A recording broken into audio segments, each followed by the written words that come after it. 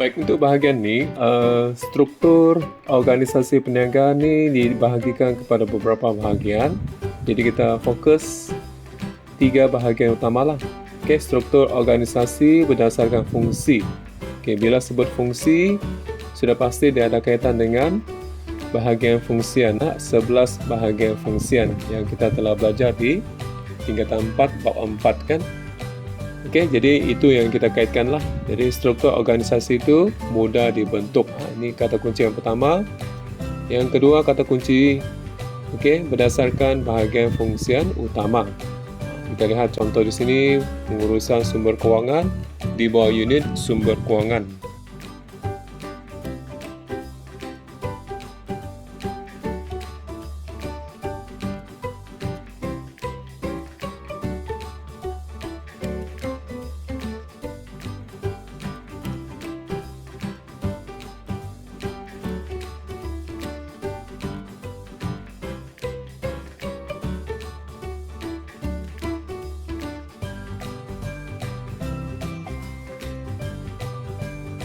Baik, seterusnya struktur organisasi berdasarkan produk.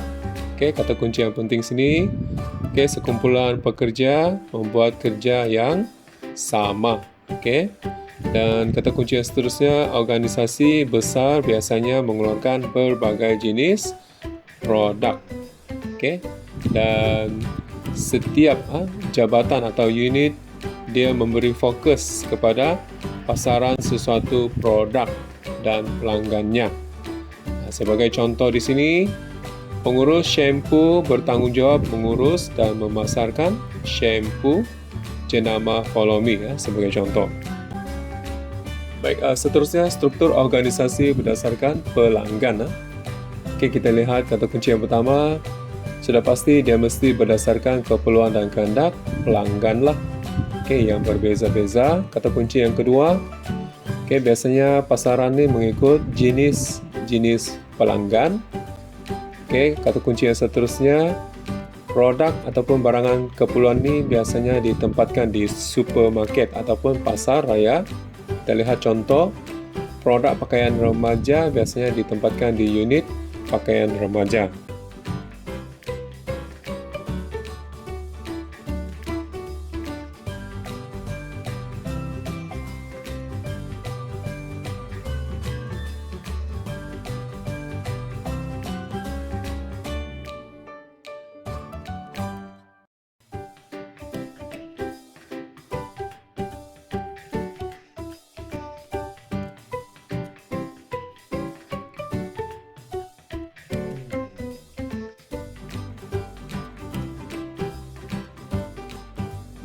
Baik, ini adalah contoh soalan situasi yang pernah ditanya pada tahun 2021. Dan saya sediakan soalan ini dalam bentuk direct to the point. Kelebihan struktur organisasi berdasarkan pelanggan.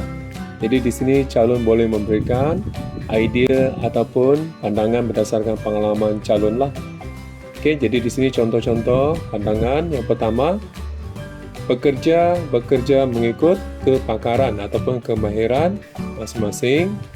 Yang kedua, dapat memberikan perkhidmatan yang terbaik sebab pekerja itu membuat kerja yang berulang-ulang ataupun yang sama. Yang ketiga, dapat memenuhi keperluan ataupun kehendak pengguna.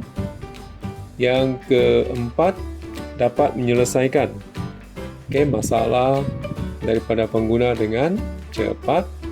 Seterusnya, dapat mewujudkan kesetiaan pelanggan sebab adanya penyelesaian masalah. Jadi pelanggan akan setia dengan produk tersebut. Dan contoh yang sesuai, kita boleh bagi contoh perkhidmatan bank ataupun perkhidmatan di lapangan terbang AirAsia. Tujuan pengkajian, kita lihat ada 3 kata kunci yang penting. Kenapa perlu pengkajian ni? Sebab yang pertama, menarik pekerja yang baharu untuk datang ke organisasi tersebut.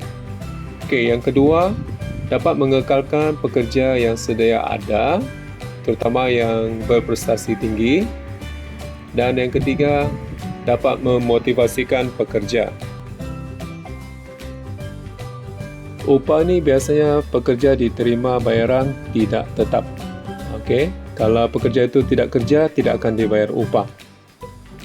Dan yang kedua, kata kunci dia berdasarkan jam, okey, ataupun hari bekerja. Contohnya, kalau hari ini dia bekerja 3 jam, maka upah dia untuk 3 jam lah.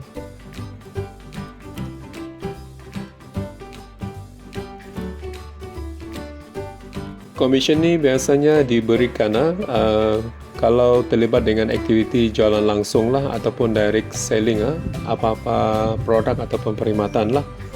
Okey, semakin banyak jualan dia, semakin tinggilah bayaran komisen.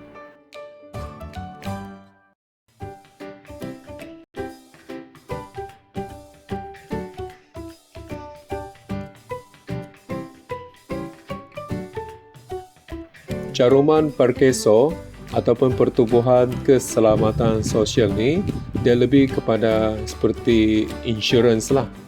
Cuma dia untuk kaki tangan ataupun pekerja di sektor swasta sahaja.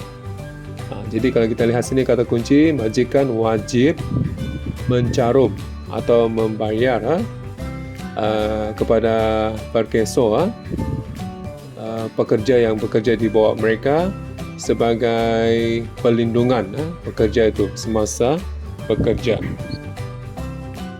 Kemudahan perubatan ini merupakan salah satu add-on lah ataupun bantuan kepada semua pekerja di bawah dia untuk menanggung atau membiayai kos perubatan pekerja. Jadi pekerja itu tidak perlu bayar lagi lah kalau dia pergi ke mana-mana panel klinik yang dicadangkan. Jadi mereka ambil ubat, jumpa doktor dan sebagainya secara percuma.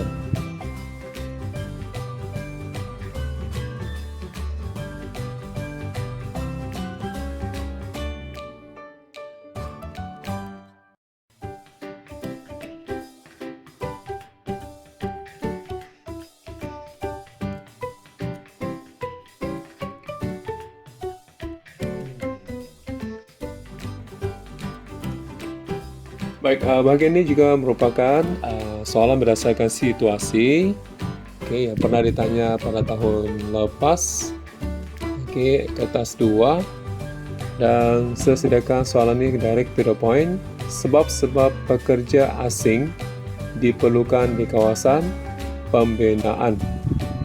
Jadi di sini pun jawapan calon boleh berdasarkan pandangan atau idea ataupun berdasarkan pengalaman calon lah. Kita lihat contohnya. Sudah pasti pekerja tempatan tidak berminat. Tidak berminat bekerja di kawasan pembinaan. Yang kedua, pekerja tempatan tidak mahir dalam bidang pembinaan.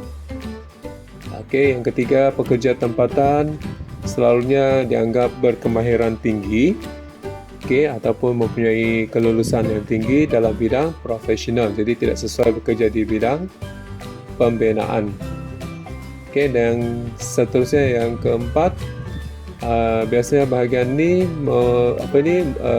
menimbulkan risiko kerja yang tinggi, adanya risiko yang tinggi ataupun kerja yang berat lah, di bawah matahari, panas dan sebagainya.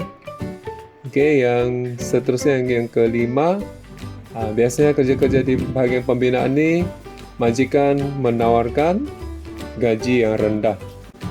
Dan seterusnya sudah pasti majikan mengutamakan pekerja yang sanggup dibayar gaji yang rendah lah.